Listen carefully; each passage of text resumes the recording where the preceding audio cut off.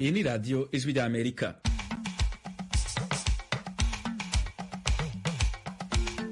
Radio Ijwi ry'Amerika ivugira i Washington DC mu Kirundi n'ikinyarwanda. Inshuti zacu mwaramutse amahoro. Ikaze kuri radio yanyu muri kumwe na Fidel Niyongabo mu makuru yo muri iki gitondo. Umugwi FDLR ugwanya leta y'u Rwanda ukaba ufise ibirindiro mu buseruko bwa Kongo urahakana ibivugwa n'abayobozi b'u Rwanda ko ari yo soko y'umutekano muke mu karere. Nka FDLR twongeye kwamagana twivuye inyuma ko urwitwazo rwo gukomeza kuvuga FDLR ko ariyo nyirabayazana w'ibibazo bibera muri kano karere atari byo. Uyo ni Kire Ngoma, umuvugizi w'umugwi FDLR. Umugwi ujejwe gutahukana impunzi z'abarundi ziri muri Tanzania wafashe icemezo ko ikambi ya Nduta izokugagwa burundu mu kwezi kw'icumi k'uyu mwaka. Hano muri Leta Zunze Ubumwe za Amerika abanyagihugu benshi bafise impungenge ku busaza bw'abashobora kuba abakandida mu matora y'umukuru w'igihugu uyu mwaka, Joe Biden na Donald Trump. Aya makuru hamwe n'ayandi tubafitiye ni mu kanya gatoyi cyane, ntimuje kure.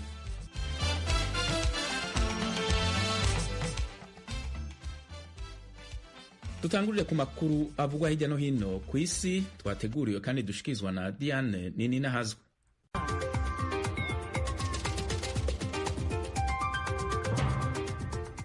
Amakuru yacu turahera ku mugabane wa Afrika y'Epfo yaraye itahukanye ibiziga vy'abasirikare babiri bayo baheruka kurwa ku rugamba mu buseruko bwa Repubulika ya Demokarasi ya Kongo. Kapiteni Simon Mukulu Bobe na Caporal Ivren Tabange Semono bahitanywe n'urusasu rwo mu bwoko bwa mortier igenekerezo rya 14 uku kwezi kwa kabiri. Nta makuru araboneka kubateye urwo rusase ku kirindiro c'abasirikare ba Afrika y'Epfo kiri Goma mu ntara ya Kivu ya ruguru. Abategetsi ba Afrika y'Epfo bavuga ko bagikora amatohoza. Urupfu rw'abo basirikare babiri rwavugishije abatari bake muri Afrika y'Epfo. Abatavuga rumwe na leta y'ico gihugu basanga atanyungu n'imwe Afrika y'Epfo ifise mu kurungika ingabo zayo kugarukana amahoro muri Kongo. Umugambwe uzi imbere mu itavuga rumwe na leta ya Afrika y'Epfo, Alliance Democratique, uvuga ko abasirikare b'ico gihugu atabikoresho n'ubuhinga bafise vyo kuja ku rugamba mu bindi bihugu. N'ubwa mbere Afrika y'Epfo iburi abasirikare muri Kongo kuva yatangura kubarungika hari mu kwezi kwa 12 ko mu mwaka uheze. Muri rusangi ikaba yarungitse abasirikare 2,900. Tukiri ku mugabane wa Afrika, Amerika iriko iragerageza kumvikanisha Ethiopia na Somalia. Icegera c'umunyamabanga wa leta ya Amerika ajejwe ivy'umugabane wa Afrika Murithi avuga ko mu rugendo yahoramwo mw'ihembe rya Afrika yagondoje abategetsi ba Somalia na Ethiopia abasaba gutorera umuti amatati ahuza ivyo bihugu. Madame Modi yabonaniye n'umushikiranganje wa mbere wa Ethiopia Abiy Ahmed ya Addis Abeba, mu nyuma aca yerekeza i Mogadisho muri Somalia kubonana na president w'ico gihugu Hassan Sheikh Mohamud. Uwo mutegetsi wa Amerika yabwiye amenyeshamakuru aha Washington DC ko Amerika yemereye izo ndongozi ubufasha bwotuma bicarana bakayaga. Ethiopia na Somalia twibutse ko biriko bipfa amasezerano Ethiopia eherutse kugira na Somaliland. Ayo masezerano arimo ko Somaliland iha Ethiopia umuhora wishikana mw'ibahari mu ntumbero yo koroherwa mu vy'ubudandaji na gisirikare. Ubukote bw'uwo muhora uzoburiha n'ibirometero bigera kuri 200 bwomara imyaka 50. Mu gusubiriza mu ndumane Somaliland, Ethiopia nayo ica iyemerera ko yoyishigikira mu mugambi wayo wo kuyonkora kuri Somalia kikaba igihugu cigenga no kuyiha umutahe muri kompanyi y'indege yegukira Ethiopia. Somalia ifata Somaliland nk'iyayo kandi nta gihugu na kimwe kw'isi kirapfa cemeje ko Somaliland ari igihugu cigenga. Kubwa Madame Mamoli, umugambi wa Ethiopia wo kuronka uburenganzira kw'ibahari nahumvikana ubwirizwa guca mu biganiro ico gihugu cogirana na Somalia. Kuvyuko Somaliland naho yo kwikukira ikaba igihugu atawugihuriye na Somalia, Amerika isanga ari kibazo kiraba abanyagihugu ba Somalia nabo muri Somaliland. Kubwa Amerika na rundi ruhande na rumwe rukwiye kwivanga mu vy'iki kibazo. Ijwi ry'Amerika turabandanya amakuru tubafitiye muri kano kanya. Amashirahamwe ya ONU n'amashirahamwe akorana nayo asaba Israel gukora ivyibwirijwe mu kubahiriza amategeko mpuzamakungu, muri yo harimo ayo gutabarana. Ayo mashirahamwe avuga ko ukubahiriza amategeko vyotuma imfashanyo zirimo imiti n'indya bishobora gushikira abanyagihugu bo mu ntara ya Gaza vyoroshe. Imitangazo ayo mashirahamwe yasoreye hamwe avuga ko ahangayikishijwe n'intambara ya Hamas na Israel. asaba indongozi z'isi gukinga ico yita akaga katagira izina gashobora kwaduka. Iryo tangazo rigira riti ingwara ni nyinshi, inzara irugarije abantu, amazi ntayo, inyubakwa zarasambuwe, ibitaro bisigaye bisa nk'urubuga rw'intambara, abana barenga umuriyoni babayeho mwihahamuka, abasivile muri Palestina nta bufasha bafise. Amashirahamwe yasohoye iryo tangazo harimwo ishami rya ONU rijejwe ifungurwa kw'isi PAM, irijejwe amagara y'abantu OMS, ikigega ca ONU citaho abana UNICEF, ishamwe mpuzamakungu CARE n'ayandi mashirahamwe.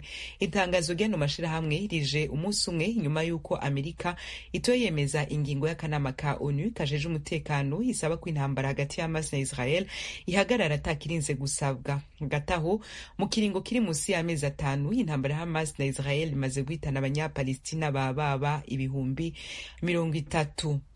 Muri Amerika naho umurwi w'abashinga amateka wa Republika bajejwe gutohoza kuvyagirije vy'uko President wa Amerika Joe Biden yoba yarabeshe abanyagihugu kwijanye n'ubudandaji bwo muryango wiwe. Ejo kwa gatatu barumvirije mwene wabo na Biden. Abarepublikane bagiriza Joe Biden kuba yoba yarariye ibiturire no kuba yoba yarakoresheje igihagararo ciwe igihe ari vice president wa Amerika kugira ngo umuryango wiwe ukore ubudandaji bidaciye mu mategeko biciye mu masosiyete yo muri Ukraine no mu Bushinwa. Ino dossier irimo kandi umuhungu wa Joe Biden. Mutoyi wa Biden, James Biden, yabwiye abariko bakora amatohoza kuri Biden ati haize imyaka 50 nkora ivy'ubudandaji. Joe Biden ntiyigeze abigiramwo uruhara, nta ruhara na rumwe abifisemo. Abademokrate basanga ayo matohoza kuri Joe Biden agamije inyungu za politiki mu gihe himirije amatora. Abasesanguzi basigura ko amahirwe yuko hari ico ayo matohoza ashika ko ari make cane, ni mu gihe uwitwa Alexander Smirnov yahoze aha amakuru ibiro vya leta ya Amerika bijejwe amatohoza FBI mu mfunyapfunyo aheruka kwagirwa n'icaha co kuba yarabesheye umuhungu wa Joe Biden yitwa Hunter Biden. Alexander yoba yaravuze ko we na se bariye ibiturire vy'amamiliyoni 5 y'amadolari umwe kugira ngo sosiyete yo muri Ukraine ikorera mu vya gaze ntikurikiranwe mu butungane. Muri inondwi abacamanza baremeje ko Alexander ubwiwe yiyemereye ko amakuru yahaye FBI yayakura mu begereye iperereza ryo mu Burusiya.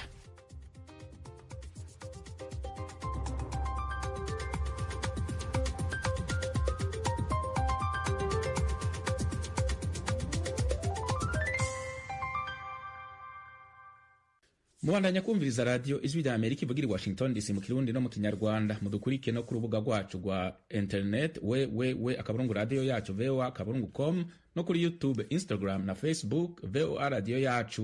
Mu kanya makuru yo mu karere k'ibiyaga binini.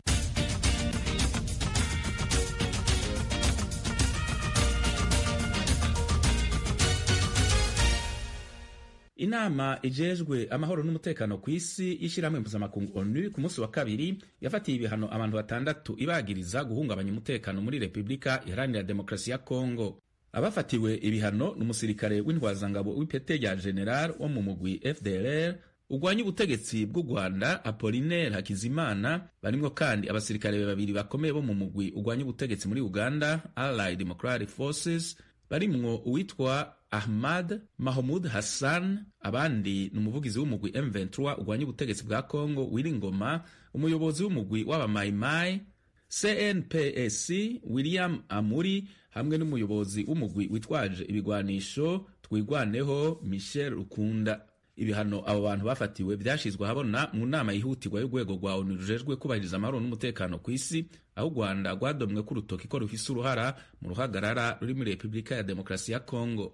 Robert Wood ni intumwa ya Leta Zunze Ubumwe za Amerika mu ishirahamwe ONU. Robert Wood agira ati, Rwanda must end its support to M23. U Rwanda rugomba guhagarika gufasha umutwe wa M23, rugomba kuvana igisirikare cyarwo ku butaka bwa Kongo, rugomba kandi gukura bidatinze misile zirasa indege zayo muri icyo gihugu. Hari amakuru yizewe yerekana ko u Rwanda rwarashe indege z'igisirikare z'umuryango wa ONU zishinzwe gucungira umutekano zikorera muri Kongo zizwi ku izina rya MONUSCO. Robert Wood yasavye kandi amakungu gufata ingingo zihutirwa zigenewe guhagarika ingwano muri Kongo no kugabanya imishamirano hagati y'ico gihugu n'u Rwanda. Ivyo bihugu vyombi biragirizanya uruhara mu guhungabanya umutekano hagati yavyo. ishirahamwe ONU ku munsi wa kabiri ryasavye miliyaridi 2.6 y'amadolari agenewe gufasha abanyekongo miliyoni 9 bageramiwe kurusha abandi muri uyu mwaka. Muri rusangi hari abantu miliyoni 25 bakeneye imfashanyo muri Kongo. Umugwi wa FDLR ugwanya ubutegetsi bw'u Rwanda ukaba ufise ibirindiro mu buseruko bwa Kongo urahakana amakuru avugwa n'abayobozi b'u Rwanda ko ariyo soko y'umutekano muke mu karere. Kuri uwo mugwi amakungu avuga ko ushigikiwe n'ubutegetsi bwa Kongo hatabaye ibiganiro ku mpande zose zihanganye mu karere nta mutekano urama ushobora kuboneka. Jimmy Shukrani Bakomera araduha ibindi kuri iyi nkuru. Ikibazo cy'imitwe yitwaje intwaro mu burasirazuba bwa Kongo kiri mu byari ku isonga mu byaganiriweho mu nama yahuje abakuru b'ibihugu by'akarere i Addis Abeba mu cyumweru gishize. Ni igihe abakuru b'ibihugu na za leta bari mu nama y'umuryango wa Afurika yunze ubumwe. Abo bategetsi bumvikanishije impungenge bafite ku mutekano muke mu burasirazuba bwa Kongo uterwa n'imitwe y'inyeshyamba. Perezida w'u Rwanda Paul Kagame yagaragaje ko umutwe wa FDLR utavuga rumwe n'ubutegetsi bwe udateye impungenge abanyarwanda gusa ahubwo n'akarere kose muri rusange. Bwana Kagame yahakanye ibivugwa ko we n'igihugu cye batera inkunga umutwe wa M23, ahubwo yakomeje yumvikanisha ko ibibazo by'abanyekongo ari ubuyobozi bwabo bwite kuko budashobora gukemura ibibazo by'abaturage nk'uko bikwiye. Uretse Perezida Paul Kagame, abayobozi batandukanye b'u Rwanda barimo na Alain Mukurarinda, umuvugizi wungirije wa guverinoma y'u Rwanda, basobanuye aho babona umuzi w'ikibazo cya Kongo. Ntabwo wakwirengagiza ko harimo umutwe umwe wifuza guhungabanya umutekano mu Rwanda. Ntabwo wakwirengagiza ko warengeje no kubyifuza urabikora. Ntabwo wakwirengagiza yuko mu mwaka ushize guhera mu kwezi kwa mbere kugera mu kwa gatandatu mu Rwanda harashwe ibisasu bigera kuri 3. Ntushobora kubyibagirwa. Ntabwo wakwirengagiza ko izo ngabo za FDLR zateye muri 2019 zikaza Musanze zikica abantu. Ku ruhande rwa Kongo, Perezida Antoine Felix Tshisekedi we yemeza ko intandaro y'ibibazo by'umutekano muke mu gihugu cyari u Rwanda. Ibi avuga ko bihera ku bufasha iki gihugu gishinjwa ko giha inyeshyamba za M23 zirwanya leta ya Kinshasa. Izo nyeshyamba kuri ubu zimaze kwigarura uduce twinshi two mu teritware za Rucuru, Masisi ndetse na Nyiragongo. Ubuyobozi bw'umutwe wa FDLR utavuga rumwe n'ubutegetsi bw'u Rwanda ku ruhande rwawo uvuga ko ibyo umukuru w'igihugu cy'u Rwanda na leta ye babashinja nta shingiro bifite. Bwana Kirengoma ni umuvugizi wa FDLR. By'ukuri rero nka FDLR twongeye kwamagana twivuye inyuma ko urwitwazo rwo gukomeza kuvuga FDLR ko ariyo nyirabayazana w'ibibazo bibera muri kano karere atari byo, ahubwo leta y'u Rwanda iteka iyo bayitegetse gukura ingabo zarwo muri kano karere no gukomeza gufasha M23 aho itagerageje kubahiriza ibyo isabwa, ahubwo ihita isimbukira mu kuvuga ko FDLR ariyo nyirabayazana. Mu by'ukuri tukaba tudashobora kwemeranya n'ibyo u Rwanda ruvuga. Leta y'u Rwanda yakomeje kugenda igaragaza ko FDLR ari umutwe ugambiriye guhirika ubutegetsi no guhungabanya umutekano w'abanyarwanda, dore ko abenshi mu bagize uyu mutwe ari abasize bakoze jenoside mu Rwanda mu mwaka w'1994. Ariko FDLR yo ivuga ko hari ikindi rwanira kitari guhungabanya umutekano w'abanyarwanda. Niko Kirengoma asobanura. FDLR zagiyeho mu rwego rwo kurengera impunzi z'abanyarwanda, zakomeje guhigwa bucumu kuva amakambi yasenyuka muri 1994 kugeza magingo aya. Indi nshingano ya kabiri y'ingenzi no gukora ku buryo muri kira gihugu cyacu cy'u Rwanda haba impinduka ku miyoborere, abanyarwanda bakisanzura, abanyarwanda bagakora ku buryo bihitiramo abayobozi, abanyarwanda mbese bakabaho rwose mu buryo bureshya nta vangura. Mu nama y'abakuru b'ibihugu by'umuryango w'ubumwe bwa Afurika hari bamwe mu bakuru b'ibihugu basabye ko habaho ibiganiro ku mpande zombi zihanganye bityo amahoro akagaruka mu karere k'ibiyaga bigari by'umugabane. Muri bo harimo Perezida Azali Assoumani wa Comore wari uyoboye umuryango w'ubumwe bwa Afurika. Uyu yasabye ko habaho ibiganiro hagati ya leta zombi bagashakira umutekano urambye ikibazo cy'umutekano muke mu burasirazuba bwa Kongo. Perezida wa Kongo we yakomeje gutsimbarara ku cyemezo cye cyo kutagirana ibiganiro ibyo ari byo byose n'abateza intambara mu gihugu cye. Ubuyobozi bwa FDLR bwo busaba ko Perezida Paul Kagame yakwemera kuganira nabo. Kuri bo ibyo bizaba igisubizo kirambye ku kibazo cy'umutekano muke ugaragara mu karere k'ibiyaga bigari. Icyo rero twe twifuza n'urwo rubuga niyemere ko natwe tugomba kuvugana nawe nk'uko na opposition rwandeze ibyifuza, ahasigaye twicare ku meza amwe. Ku rundi ruhande abarwanyi ba M23 bakomeje kumvikanisha ko mu gihe leta ya Kongo itaremera kuganira nabo batazashyira intwaro hasi. Jimmy Shukrani Bakomera, Ijwi rya Amerika, Igoma. Voice of America, Ijwi rya Amerika,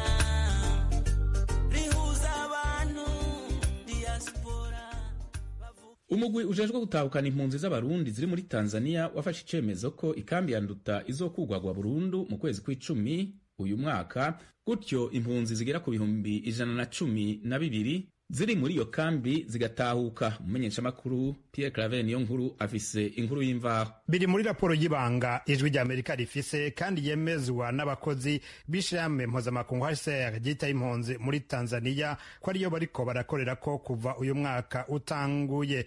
N'impunzi zarabibwiwe ubu zivuga ko zitekewe n'ubwoba kubera amakambi yabo agiye kugagwa. Uyu mugabo afise umuryango w'abana 2 n'umwe mu mpunzi z'abarundi ziri Nduta, ikambi ya mbere nini y'abarundi iri muri Tanzania. Tugomba kwirukanwa ku mugaragaro.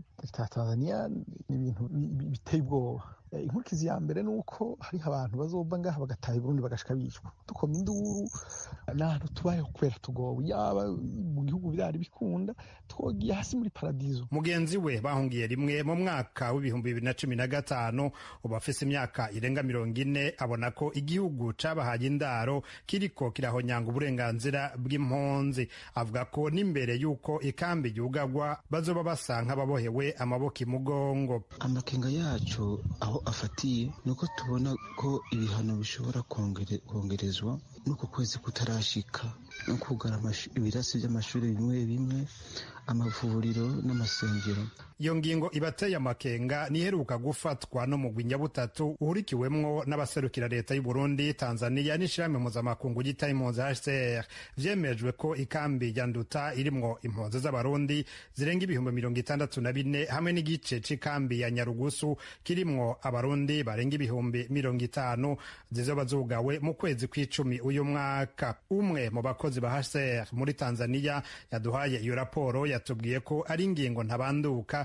Perezida wa Tanzania Samia Suluhu Hassan nawe nyene yarabishimangiye mu mpera z'ukwezi guheze, amaze kubwirwa no mukuru w'ibiro bikuru vya gisirikare ko impunzi z'abarundi n'iz'abanyekongo ziri mu bahungabanya umutekano w'igihugu bakaja no mu migwi igwanya ibihugu bakomokamwo. Perezida Samia Suluhu uko niko yishuye umukuru w'ibiro bikuru vya gisirikare mu mubonano yaraheje kumuhera i Dar es Salaam ku mugwa mukuru wa Tanzania.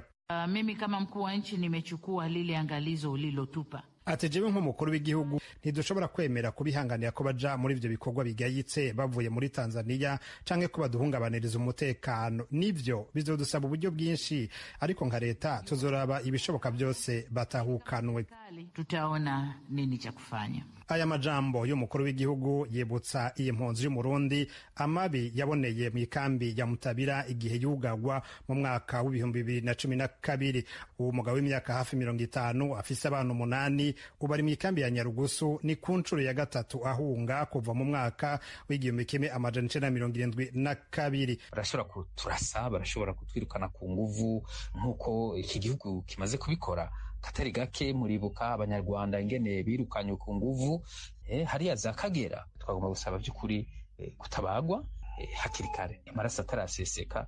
Urunani rw'abaharaniye agateka kazina muntu mu makambi y'impunzi ziri mu bihugu vya Afrika y'ubuseruko CBDH-Vicar ruratera kamo leta ya Tanzania kayisaba kudahonyanga uburenganzira bw'impunzi n'amasezerano mpuzamakungu azikingira. Leopold Sharangabo atwara urwo runani kuri mikoro y'ijwi ry'Amerika yaburiye HCR. Uyu munsi muri Tanzania harahungiyeyo abahoze ari abasirikare, harahungiyeyo abagiye mu myiyerekano, kandi abo bose leta y'u Burundi irabarondera. Abo bose leta y'u Burundi nagurutoke kugira ngo ibaronke. Mu masezerano y'i Geneve mu 1951 aravuga neza ko ata gihugu na kimwe kirekuriwe gusubiza impunzi mu gihugu yaje ivamwo mu gihe umutekano wayo ushobora guhungabana. Turavye rero mu Burundi uyu munsi umutekano wazo ushobora guhungabana. Mu mwaka uheze komisiyo y'ubumwe bwa Afrika ijejwe uburenganzira bwa kiremwa muntu yarandikiye igihugu ca Tanzania ikibwira ko agateka k'impunzi z'abarundi kariko karahungabanywa mu makambi atandukanye, harimwo kuzitahukana ku nguvu, izifungirwa ubusa n'izinyorozwa zikaburirwa irengero. Ubushikiranganji bw'intwaro y'agati mu gihugu mu Burundi bwobwo bumenyesha ko bwiteguriye kwakira impunzi zose zitahuka. Ni mu gihe HCR yerekana ko abarundi hafi ibihumbi 1 260 bakiri mu buhungiro mu bihugu vya Tanzania, Uganda, Uganda, Kongo na Kenya. Pierre Claver nkuru ku bwijwi rya Amerika. Muri Leta Zunze Ubumwe za Amerika aho amatora yo mu ntango ageze arerekana ko Joe Biden na Donald Trump aribo bashobora kuzohangana muri uyu mwaka nk'uko vyagenze mu mwaka wa 2020 mu matora ya nyuma y'umukuru w'igihugu azoba mu kwezi kwa 11 gutaha. Ariko abanyagihugu benshi bafise impungenge ku busaza bwabo. Ibindi kuri iyi nkuru na Thomas Kamirindi. Perezida Biden aramutse yongeye gutorwa yaba afite imyaka 82 agitangira manda ye ya kabiri ku itariki ya 20 y'ukwa mbere 2025. Niwe mukuru w'igihugu wa mbere na mbere waba ukuze cyane mu mateka yacyo yose. Naho Trump nawe aramutse atowe yaba afite imyaka 78 agitangira manda ye kuri iriya tariki. Yaba abaye perezida wa kabiri ushaje mu mateka. Abaturage bafite imyaka yo gutora 59% bavuga ko aba bagabo bombi bakuze cyane ku buryo batashobora kuyobora igihugu neza. Gusa nta tegeko na rimwe ribakumira.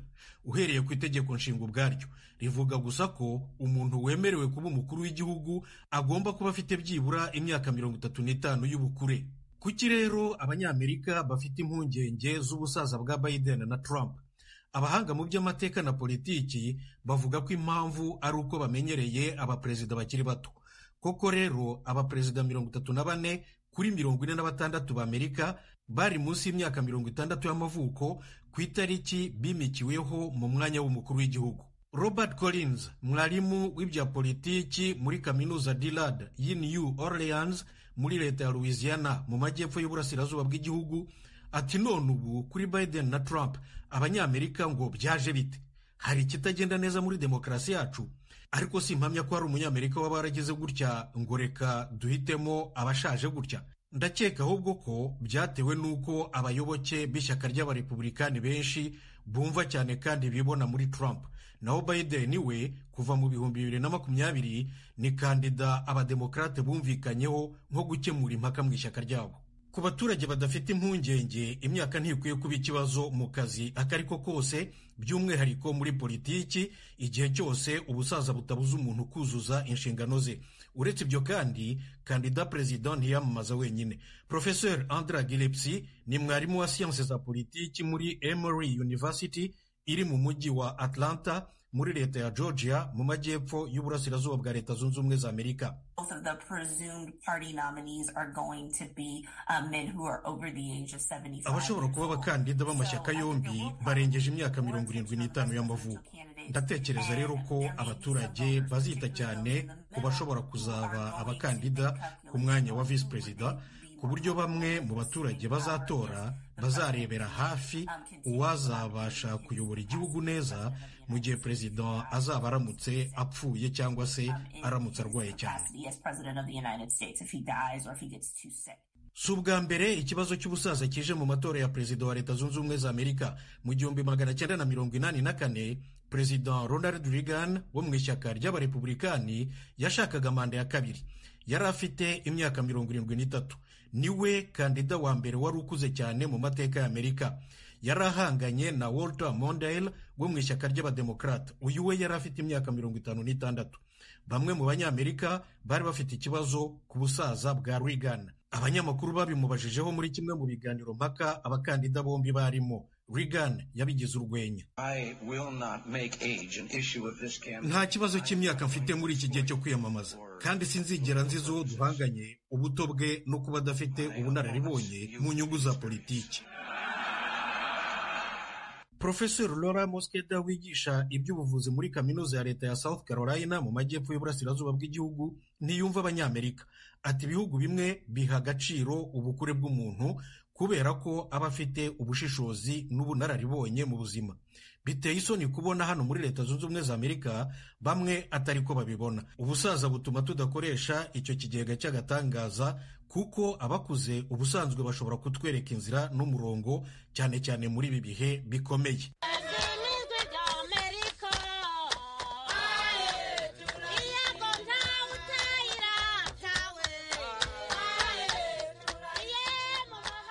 Mu ikambi y'impunzi ya Kakuma muri Kenya habandanya kuvugwa ugushamirana hagati y'impunzi zikomoka mu karere k'ibiyaga binini n'izahunze ziturutse muri Sudani yo mu manuko. Uko gushamirana ku munsi w'ejo kwatumye impunzi y'umunyekongo itakaza ubuzima. Mugenzi wacu Edi Gwema yavuganye na John Habimana, umunyarwanda yahungiye aho muri iyo kambi, amubaza uko ibintu vyifashe. Iyi ntambara dusanzwe tuyirwana kuko nkatwe tumazemo umwaka n'amezi ntituya dutuzwa, baduhaye ibyangombwa byose byerekana ko turi impunzi, ariko gutuzwa byaranze. Iki gihugu nta kiri nk'ikitwahise uburenganzira bw'impunzi na gakeya. Aba basudani cyane cyane babita abanwere, abo b'abadinka ntabwo bagira intambara cyane, ariko abitwa abanwere bobo ntabwo bakeneyemo hano umuntu w'umugararara. Impamvu bavuga batabakeneye ni izihe? Impamvu batanga ikomeye, urabona aha hantu yiturikana hari agace kanini cyane karimo n'ikakuma turimo, bo bavuga ko hahoze ari iwabo. Bo baranahahungiye baratuzwa bitandukanye n'abagararake, bo bubakirwa amazu y'amabuye, bakabubakira mbese babubakira ibintu byose bigezweho.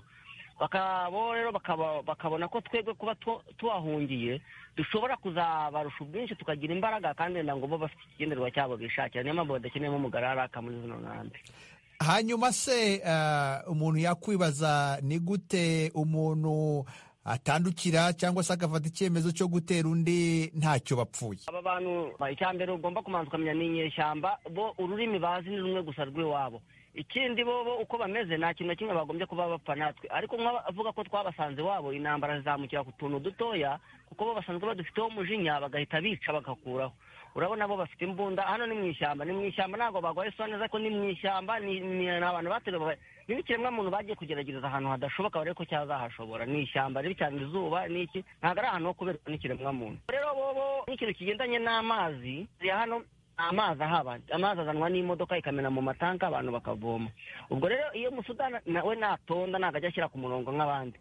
Rimwe na rimwe rero ugasanga twebwe ntitubonye amazi, tutabona amazi rimwe na rimwe, bo bagashaka nayo twavomye twashyize mu nzu kubera kagasuzuguro no kwiyumvishamo ko bagomba kudusuza uko bashaka ko bibona nk'abari iwabo, nayo wavomye mu nzu bakaba baza bakayakuramo.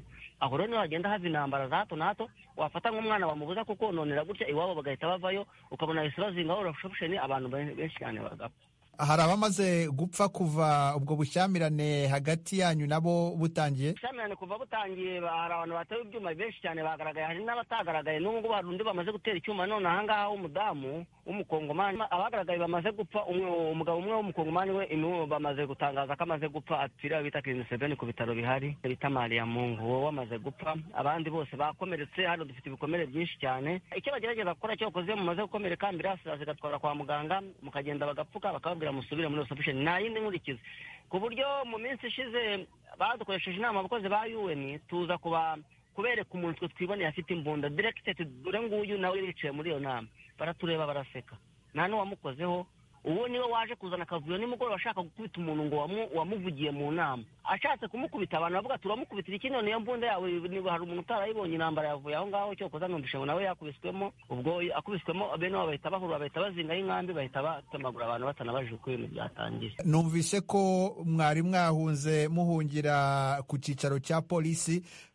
Polisi cyangwa se inzego za leta zo zivuga iki kuri ibyo bibazo murimo aho ngaho mu nkambi ya Kakuma? Ngewe nko ku ruhande rwanjye nubwo wenda navugira abandi, ariko ndabona polisi y'aha ngaha Kenya nta kibazo yari ifite gikomeye. Ikibazo kiri muri UN, imikorere ya UN ya hano Kenya n'ubuyobozi bwa Kenya niho hari ikibazo, kuko polisi yo mu bagezeho bahungiyeho barabakaribisha ati muze mu minota mike ya UN kabira hageze ati tubashaka hano basubire muri option. Kuri mwebwe murabona amaherezo ari ayahe? Amaherezo sinzi, nkamwe wenda mushobora kuba mufite ikintu mwadufasha mukadutabariza, isi ikabyumva kuko abenshi tumaze kubona ko iki gihugu twahungiyemo ntabwo cyari cyo guhungirwamo, cyane cyane nkanjye nk'umunyarwanda. Akarengane mfite ahangaha gasumba ko nari mfite mu Rwanda, nsanga mbaye ndi mu Rwanda ubu naba mfite amahoro gusumba mfite aha narahunze. Urakoze cyane, turagushimiye kubw'akanyu uhaye Ijwi ry'Amerika. Sawa namwe murakoze, kandi Imana ibahe umugisha. Nshuti mwari muduteze amatwi, aha niho ibiganiro byacu birangiriye. Turabashimiye cyane ko mwahisemo gukurikirana Ijwi ry'Amerika. Turashimiye kandi na bagenzi bacu bose bagize uruhara muri ibi biganiro. Nadia Taha niwe yadufashije kubashikiriza ibi biganiro. Kuri mikoro mwari kumwe nanje Fidel Niyongabo. Mugira amahoro n'umunsi mwiza mwese.